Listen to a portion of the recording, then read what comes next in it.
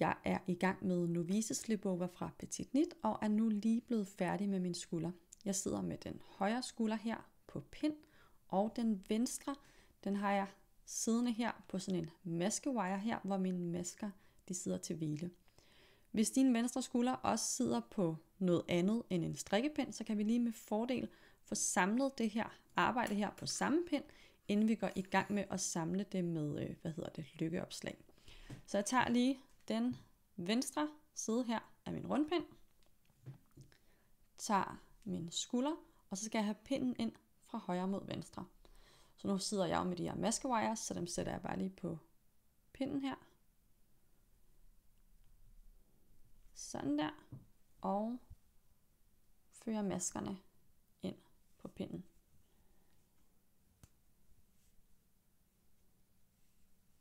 Sådan der. Så sidder det hele samlet her, sådan her. Så går jeg i gang med at strikke. Jeg har mit garn siddende her, klar til at strikke på retsiden på den højre skulder her, og strikker alle maskerne ret her på højre skulder. Når jeg så har strikket alle masker her på min højre skulder, så skal vi have slået nogle masker op i forlængelse af dem, vi har siddende her på den højre skulder. Så nu slipper jeg lige min venstre pind, og så skal vi altså lære at lave lykkeopslag. Jeg tager fat i garnet, og så tager jeg lige rundt om mine tommelfinger her, og så tager jeg den ende her, der hører til min garnende, op på pinden. Så har jeg altså sådan en lykke her, som jeg strammer til, og det gør jeg inden hvor pinden har sin fulde tykkelse. Så jeg gør det altså ikke ude i spidsen, så bliver det for stramt. Og når jeg strammer den til, så strammer jeg den altså ikke sådan helt ind og hiver stramt til. Den skal ligge sådan så, at den bare sådan har en god maskestørrelse her. Sådan der. Tag fat i garnet rundt om min tommelfinger, griber den her ende her, og sætter den ind på pinden. Tag fat i garnet rundt om min tommelfinger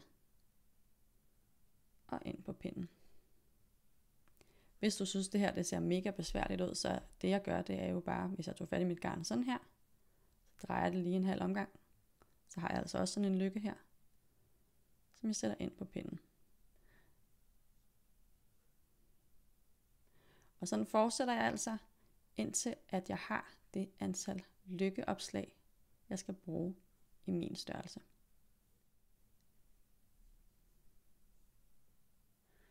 Det var det sidste lykkeopslag for mig her. Mit arbejde ser nu sådan her ud.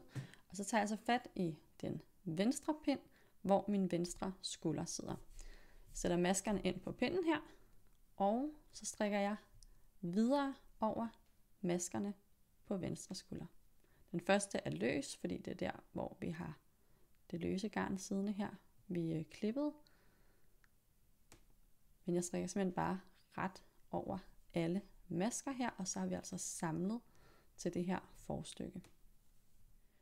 Når vi så er færdige med vores pind her fra retsiden af og vender rundt til vrangsiden, så ser de her lykkeopslag altså lidt sjove ud lige på den første pind i forhold til en almindelig maske. Så jeg strikker lige hen til dem og viser, hvordan vi strikker dem.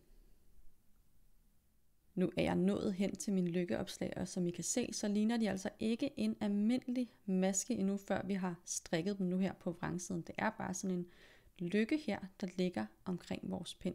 Men vi skal altså strikke dem fuldstændig almindeligt. Forskellen er bare, at de er lidt svære at få fat i lige her på den første pind.